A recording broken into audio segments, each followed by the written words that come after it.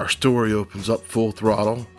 We're in what appears to be a more detailed version of the Hellscape amusement park from Silent Hill 1's third act. Heather walks around and finds multiple creepy bunnies that are covered in blood. They're just staring at us, menacingly. Heather ignores Bill Murray's rule about playing on train tracks. What was that rule again, Bill? Don't drive on the railroad track. Heather wakes up in a diner, commenting on Groundhog Day's production problems. What a nightmare. All this reminiscing makes Heather want to take a walk to fully wake up from her burger-induced nap and to go make a phone call to her dad, only to be followed by some suspicious-looking feet. I don't see no gum on them shoes. While on the phone, we find the creepy feet are attached to a somewhat creepy man. We find out this peeping creepy is Detective Douglas Cartwright. The off-putting detective tells Heather someone wants to meet her, asking for only a half hour of her time, when Heather hits him with the classic. My daddy always told me not to talk to strangers. The creepy detective keeps being creepy, following Heather down a corridor, who gets tired of his creepy bullshit and threatens to scream. Are you still following me? Do I have to scream? This causes Detective Creepo to pump the brakes. Heather enters the bathroom and pulls off yet another classic ditch. The Creepo by jumping out of the bathroom window routine. Heather runs down the alley, and for me, this is where I first noticed the overly loud and droning background music. It seems the audio engineer really wanted us to hear it. Even important voice lines aren't saved from the intrusive and inconsistent soundtrack that sometimes is distractingly out of place. Heather finds a door and gets back into the mall, but something feels noticeably off about this part of the mall. It looks suspiciously more Silent Hillier. Heather finds a store that is half shuttered, and she crawls her way into the entrance, only to find a free wireless hole puncher just sitting there on the floor. But hey, nothing suspicious here. Free gun. Heather picks up her new Second Amendment accessory, only to see a grotesquely contorted monster scraping along the floor. But wait, that's not just a floor. That's our number one on the kill count, the Human Lunchable. Heather pops the monster muncher 7 times with our new Devil's Paintbrush before it runs dry. The hangry monster can't decide if it wants another snack or to take a nap. Hey, I guess nap it is. Heather exits the mall back into the alleyway, only to find Kendo's van. You're on the wrong game, fella. It's doing what it does best, that is, blocking alleyways. Heather heads back into the abandoned mall and up to the 2nd floor, only to walk right into a meme. Classic. And also get some tongs that will help us get a key later, which leads to a book puzzle in which you don't have to put the books in order. You have to put the books in a special way to get a door code that's behind you, and I gotta say, my OCD is killing me, knowing that we're gonna leave these abandoned books in this abandoned store, unorganized and out of order. It might be the true horror all along. The door opens to the hallway with a creepy white woman who looks suspiciously like an Ashcroft twin from Code Veronica and sounds like the Ancient One from Doctor Strange. Her job is to remind us where we are in the story. Beginning. And to introduce herself. I am Claudia. So what? I don't know about you, but I think it's kind of weird that all the humans we've met so far are creepy as fuck. Heather has a mini aneurysm as creepy Claudia exits stage right. Heather enters an elevator and finds a free radio. Hey, free radio, free wireless hole puncher. Today's a good day, Tater. Heather exits the elevator to see some more scary shit, only to take part in an involuntary lock-in. Nutty, nutty. After roaming around the worst mall ever for a really long time, you find this ladder that kind of reminds me of the ladder from Metal Gear Solid 3. Only instead of climbing up the ladder, we climb down, and as soon as we get to the bottom, the ladder magically disintegrates, almost like we're getting set up for a boss fight. Ah, shit. He's right behind me, isn't he? Holy shit, we're getting attacked by Thanos' dick. After playing a somewhat inappropriate game of Whack-A-Dick, only to wake up in a much cleaner, but yet just as empty mall, it really speaks to the economy at this day and age that a mall this big is this empty in the middle of the day. Anyway, after getting her bearings straight, Heather runs back into the Detective Creepo after, in a panic, explaining what just happened. The detective explains to her that he does, in fact, know who Claudia is, as she was the one who hired him to find Heather, though he denies being involved with all the purple dick attacks. The only thing I'll say is that it's actually nice for once to have a character that sees what we're seeing. I'm tired of, in the last 2 games, where you run around and everybody acts like this is just a normal Tuesday, and it's like, you're not seeing what the fuck I'm seeing? After arguing back and forth, Heather says deuces and enters the subway station, armed with her newly acquired weapon. Honestly, anyone entering a subway this late at night knows that this is likely a smart decision. After wandering around this mostly accurate American subway station, we find our number 2 on our kill count, a random dude taking a long nap on some rough concrete under some newspaper and cardboard. Another sadly normal sight here in America. We'll call him Larry. Living like Larry used to.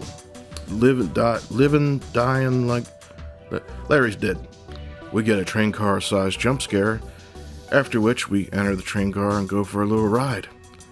We come out on an underground power station / sewer, and honestly this reminds me of a more detailed and better version of the sewer from Resident Evil 2.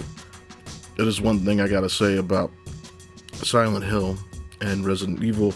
Both of them like to kind of feed off of each other, and it just makes both of them a better product. You can play one game and it gives callbacks to a different game from a different series. There's always been a parallel between Resident Evil and Silent Hill, and I, for one, absolutely love that. That Capcom and Konami can kind of inadvertently cooperate to give us fans callbacks to not only their own games, but to other awesome games in the genre. After getting through the sewer, we open a random door and find this random dude brooding at his desk, acting suspiciously normal for his surroundings, and he introduces himself as Vincent. Yes, I described this guy as suspiciously normal. That will be the last time I ever do that. Vincent says that he knows you and your father. Vincent acts surprised that Heather don't remember incidents from when she was a baby, when she was saved from certain death by none other than the player character from the first Silent Hill, Harry Mason. Vincent insists Harry was the villain, and Heather gets justifiably angry. Vincent says he's on Heather's side, and when she asks how to end all of this, he says, "Not yet." Why not? Enjoy yourself a bit longer. Enjoy? Let me let you in on a little secret, boys and girls. If someone says some creepy ass shit like this, they're not on your side. Heather says we're all thinking, There's something wrong with you too. I don't know what it is about every Silent Hill game, but we run into these weirdly mentally unstable people. I know Silent Hill is meant to be personal hell and all, but you'd think there wouldn't be so many window lickers. It's just strange. Every game, there's a lot of window lickers. After fumbling around in the darkness for another 30 minutes, we stumble out into the streets, and at this point it feels like forever since we've been in the outside world. It almost comes as a relief. However, it's extremely noticeable how quiet everything is. This is a city after all, and there's nobody around. You can't even hear the wind blowing. But anyway, we enter an apartment building. We assume it's probably our apartment building. We enter what is assumed to be our home. I have to admit, I was excited at the possibility of seeing Harry Mason in updated graphics, but not like this. No, man, come on, not like this. No! And just like that, the OG himself, Harry Mason, ends up as number 3 on our kill count, from what appears to be a gunshot or stab wound to the chest. Heather, crying in Harry's lap, notices a blood trail leading up the fire escape, and she chases down the splatter to the rooftop and finds the runner-up in the Crawford twin look-alike contest and confronts her about what the fuck's going on and why she killed the protagonist of the first game. Look how they massacred my boy. Yeah, why, you bitch? Claudia said it was revenge for stopping their plan 17 years ago, and for Harry saving an innocent baby, in which any person with a soul would have done. Heather says, "I'll get you for this," like she isn't armed with a hand cannon and a good old-fashioned boomstick. She, for some reason, allows Claudia to ramble on for an unusual amount of time.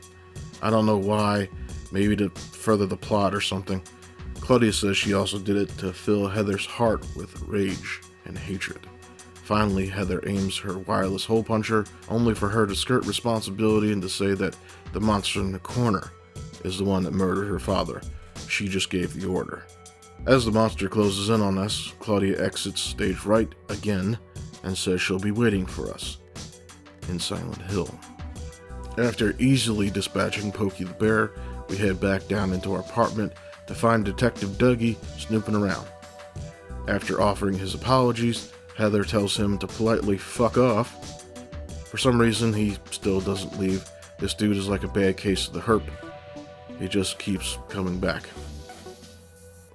The scene fades to Heather and Detective Herp standing over Harry's covered corpse, laying on a bed. After a short conversation, Heather tells Doug that she plans to go to Silent Hill to get revenge and kill Claudia for murdering her father. After saying our final goodbyes to Harry, Heather meets Detective Dougie outside, who says he just got done talking to the window licker Vincent, and says that Vincent gave him a map of Silent Hill and instructions to find a guy named Leonard. Old Dougie hands Heather a file saying her father was holding on to it. In the car, Detective Dougie mentions that he's been to Silent Hill once for a missing persons case. I don't know about anybody else. I assume that this was James, the protagonist from Silent Hill 2. Doug ends his thought by saying that he never found the guy. Heather begins to remember the events of Silent Hill. Dahlia, the girl's twin souls, how she was forced to give birth to a demon god, how Harry, a mere mortal, killed that god, and when the woman reappeared, she was holding a baby and handed it to Harry before bringing down everything all around her. Heather remembers this, thanking Harry for loving her and raising her as his own. The two drive off into the night, determined to take this all the way to the end, for better or worse. They arrive in Silent Hill and are talking in a rundown motel room. They come up with a plan. Detective Doug will track down this Leonard guy, and Heather will search the nearby hospital for some reason. After roaming around the streets of Silent Hill and giving some demon nurses a healthy dose of vitamin lid, we enter a random room and a phone inside begins to ring. The man on the other end confuses us for Claudia. After telling him many times that your name isn't Claudia, and revealing that it is in fact Heather, he relents and reveals that he is Leonard, the guy that Detective Dougie is currently seeking out. He also reveals that he's Claudia's father and knows that Heather is here to kill her, stating he can feel your hatred through the phone. The conversation ends with him asking for Heather's help. He's locked in a room on the second floor, and he can help us, saying that he has a seal. I don't know what good a seal will do in all of this, but I'll take whatever help I can get. While looking for the room on the second floor, we come to one of the creepiest and coolest moments in the game, and it's a thing that I still remember to this day anytime this game comes to mind. The creepy mirror room. It starts off normal enough. Your reflection shows a creepy, blood-veined area in the mirror at first, and it's not in the room that's with you, and then all of a sudden It is in the room with you. It starts spreading out on the floor, getting on Heather herself, but it's only in the reflection. And then it starts to eat away at the real floor that you're standing on and the wall, and you're left with the only logical thing to do: run for it. We come across another ringing phone, this one at the bottom of a locker, and it's not hooked up to anything, which is not the strangest thing, but still pretty strange, with a guy on the other end singing happy birthday. Happy birthday to you. Happy birthday to you. Heather keeps saying that it's not her birthday, but the guy says she'll get who she hates the most as her present. Again, there are some weird-ass people in Silent Hill, and they just keep getting weirder. Anyway, we go back to hunting for Leonard. We go down a ladder into some knee-deep water, and we can hear Leonard's voice, but we can't see him. I was already on the fence about this character, but it seems nuttier than squirrel shit, and feels almost like a trap. Leonard turns out to be a monster that somehow, even though he doesn't have a mouth, can still talk just fine. We end up killing this creature and taking his seal. Though this monster had a name and a voice, he won't go on the count because he's a monster. After dumping most of our ammo into Leonard, we leave the hospital and return to the hotel room, only to find that Detective Dougie isn't there, but instead, it's the old window licker himself, Vincent. Vincent says that Doug was here and left a message about meeting him on the other side of the lake at a church, but to cut through the amusement park to get there, as it's likely the only way. I know it's a trap, you know it's a trap, we all know it's a trap. We know that we can't trust window licker, but I don't know, might further the plot. As we enter the park, Heather falls to her knees in pain, grabbing her stomach, as she hears what sounds like chanting and rhythmic whispering. She shakes it off, and we find ourselves reliving the events of the dream we had during the opening, even walking the same tracks of the roller coaster. But this time we get to see what happens. Just before the coaster hits Heather, she jumps off the tracks and into the darkness. Without seeing an impact or knowing Heather's fate, we are then transitioned to show Detective Dougie talking to Claudia. He's telling her how he hates being used and that Claudia lied to him about Heather. The scene ends with Dougie taking aim at Claudia, and then it fades to black before we see or hear what happens next. We come back to Heather, who's coming out of her gravity-induced nap on top of a ticket kiosk. At this point, I can't help but feel I misjudged Detective Dougie for a little bit.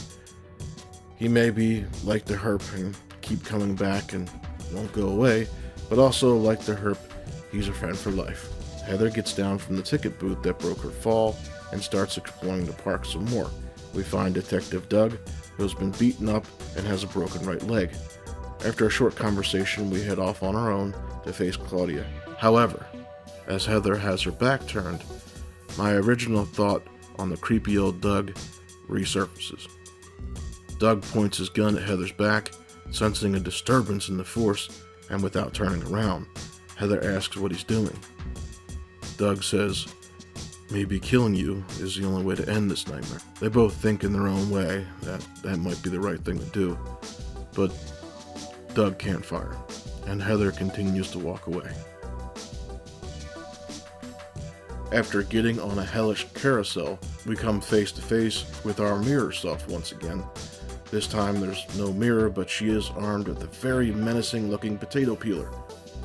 After beating yourself to death, I guess this kind of counts as number 4, being it's your dark side, your mirror self. The only reason I'm counting this is because of Alessa in the first game has 2 people in one body, and basically it's a long story. I'm just counting it. I'm counting it. After running up enough steps to make Rocky Balboa proud, we finally come face to face with the white-haired bitch herself, Claudia. Their conversation is short, but Heather points her gun at her again, and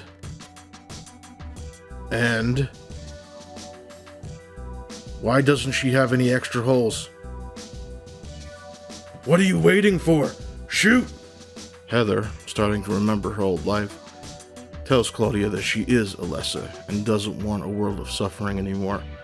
The world already has enough pain. And speaking of pain, Heather has a strong pain in her gut again. Claudia says that the god is growing bigger inside of her.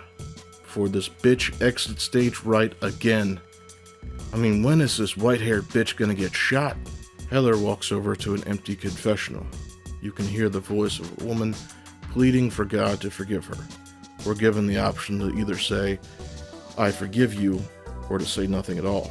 I always pick nothing because literally we're here to kill a bitch and get revenge, and it doesn't really feel like it's my place to offer forgiveness for anybody. I mean, I'm actually here to do some wicked shit myself. While searching for Claudia, we run into Window Licker again, who explains that he is against Claudia and is trying to help us. For as much as I hate this guy, he brought up something that really did chill me to the bone.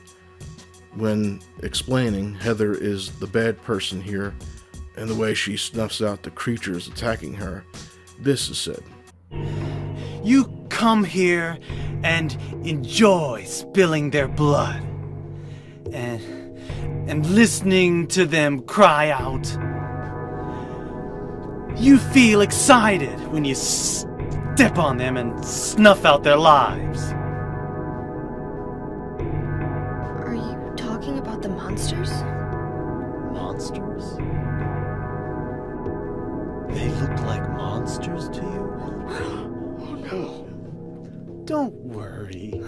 It's just a joke. Even though he said he was joking, I thought this was an awesome concept and one that would have a lot more weight added to the story. He does say, it was a joke, it was a sleight of hand, but I think it would have been really nuts to come to find out that we've been killing regular people this whole time. We've only just seen them as monsters. But honestly, I am kind of happy that it is just a joke because I would have to completely restart my account. Anyway, just before entering some overly evil looking ass double doors, we get to see a conversation between Claudia and Vincent, who we find out is a priest, arguing about this demon god thing. Claudia wants to bring it into our world. Vincent wants it to stay away because it isn't really God. Heather walks in as their argument reaches its peak. Vincent turns around to Heather, calling her the guest of honor, and says to her, please kill Claudia, as the bitch-ass Claudia stabs Vincent in the back, literally. After a bunch of self-righteous bullshit talk, Vincent, in his dying words, asks you to use the seal. Claudia says that the seal is useless as she stabs Vincent in the chest.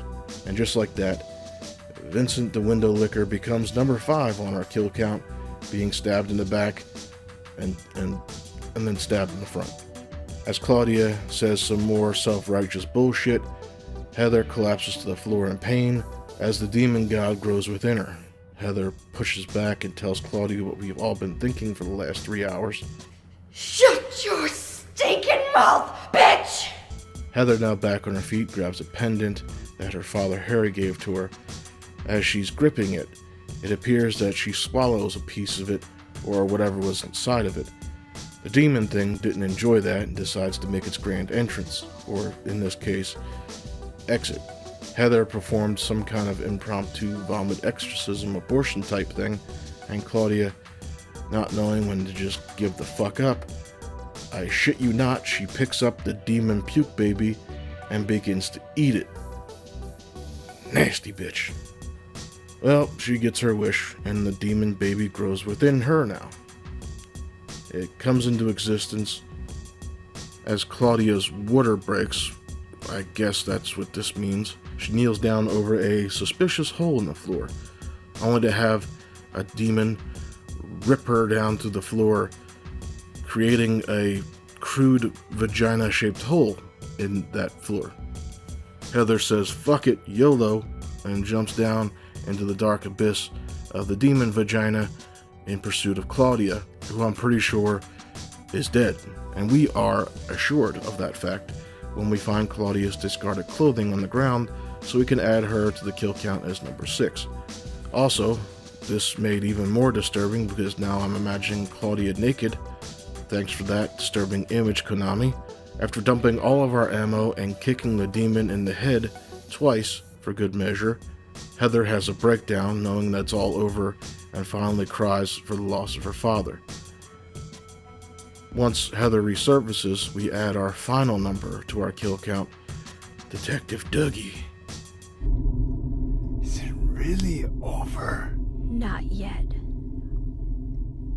You're still alive. Doo-dum, doo-dum, doo-dum, doo-dum.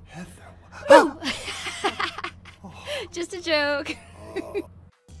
Just kidding. In this ending, Heather decides to use her original name that Harry gave her so long ago, all the way back in the very first Silent Hill game. Cheryl. The name my father gave me. You gonna let your hair color go back too? I don't know. Don't you think blondes have more fun?